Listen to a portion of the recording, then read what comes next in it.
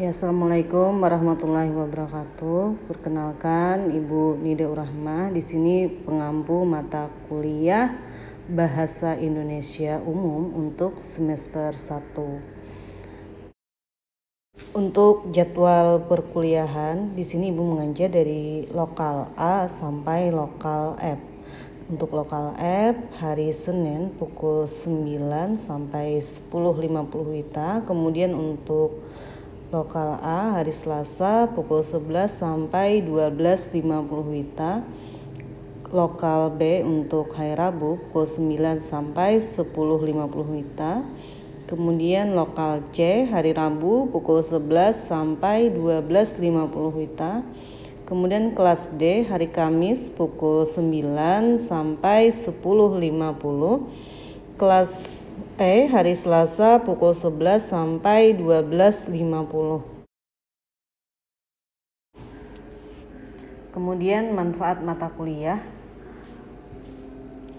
Mahasiswa dapat mengenal dan memahami sejarah, kedudukan dan fungsi bahasa Indonesia, menerapkan ejaan bahasa Indonesia, pelafalan, pilihan kata atau diksi, penulisan kata baik kata berimbuhan, kata ulang maupun kata serapan, kemudian menggunakan kalimat bahasa Indonesia dengan benar dan efektif sesuai dengan kaidah kebahasaan, baik lisan maupun tulisan, yang pada akhirnya mampu menulis karya yang bersifat ilmiah dengan tatanan paragraf yang benar.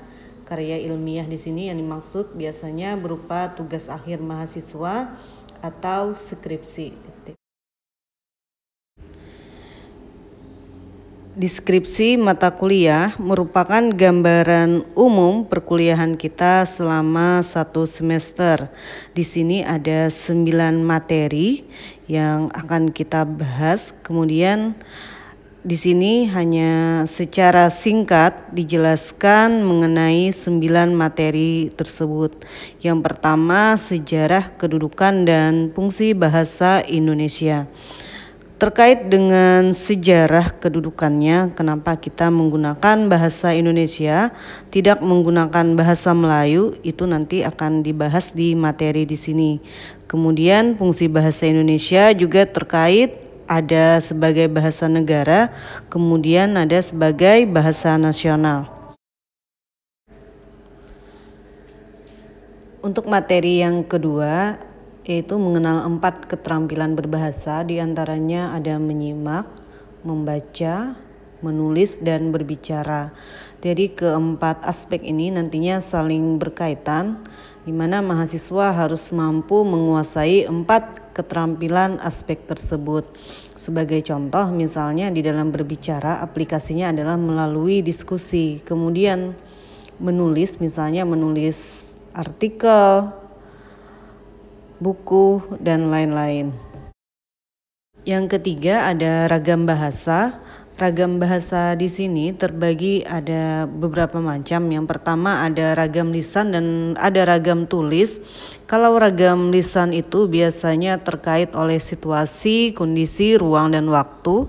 Kalau ragam tulis itu bebas, maksudnya misalnya kan ada buku, kita bisa membaca buku itu walaupun terbitan misalnya tahun 2010 atau 2012. Nah, itu masih bisa kita baca sampai sekarang. Tetapi kalau ragam tulis, kita harus menyesuaikan dengan kondisi ruang dan waktu. Maksudnya apa yang kita bicarakan habis sampai di sana. Selanjutnya ada ragam baku dan ragam tidak baku.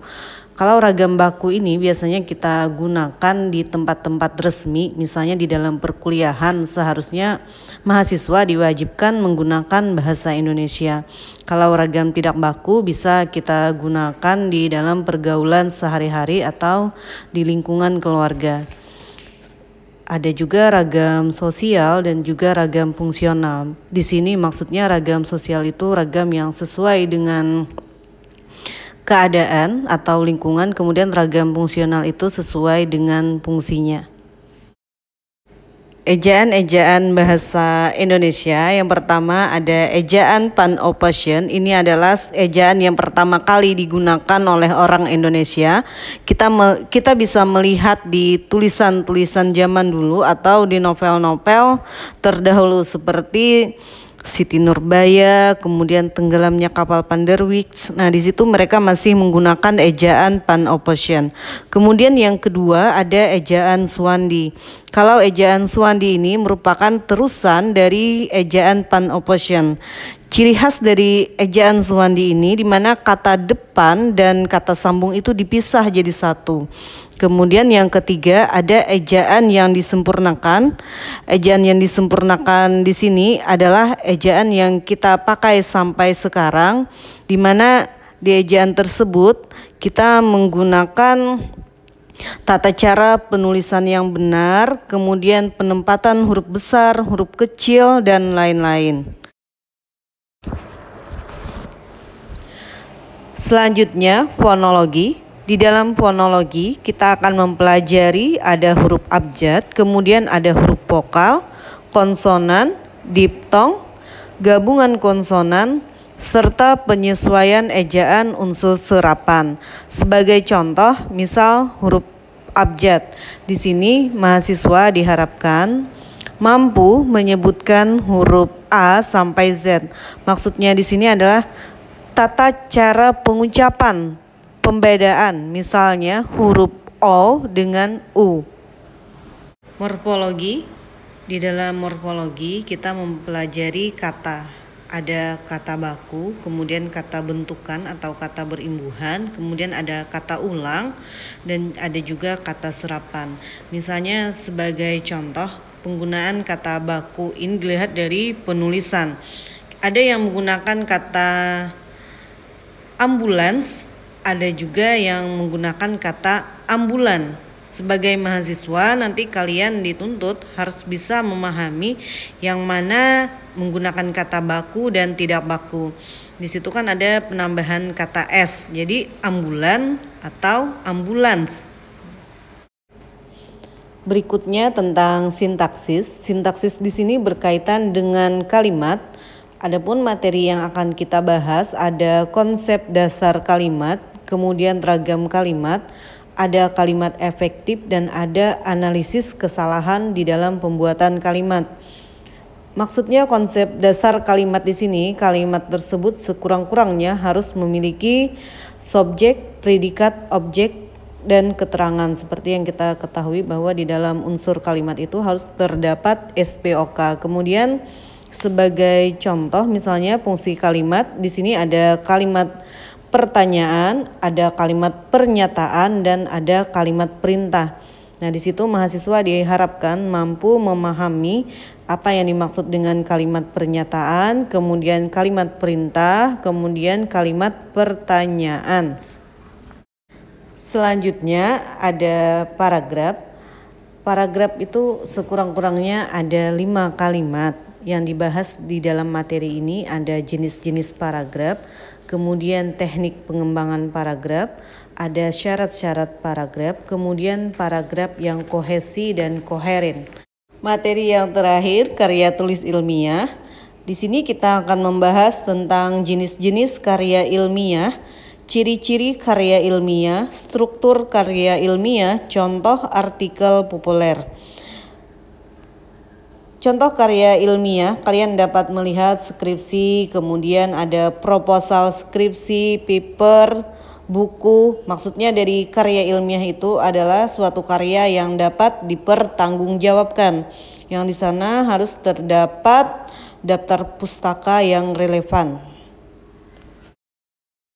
Untuk bahan bacaan, di sini ada 11 buku yang Ibu gunakan, tetapi Ibu tidak menuntut kalian memiliki semua buku ini. Cukup gunakan yang di nomor 8 itu jika mau beli bahasa Indonesia untuk mahasiswa. Kemudian bahan bacaan itu bisa kalian dapatkan di Google, kemudian di e-book, bisa juga lewat perpustakaan Setia Amuntai. Sistem penilaian di sini ada 5. Yang pertama, UAS atau ujian akhir semester sebesar 20%, kemudian ujian tengah semester sebesar 20%, tugas 20%, ada tugas individu, kemudian ada tugas kelompok, kemudian ada keaktifan 20%, misalnya keaktifan bertanya, menjawab, menyanggah, dan lain-lain. Kehadiran 20%. Yang terakhir, kontrak tambahan. Di sini mahasiswa hanya boleh absen paling banyak 3 kali pertemuan. Apabila lebih dari 3 kali, maka mahasiswa tidak dibenarkan mengikuti ujian.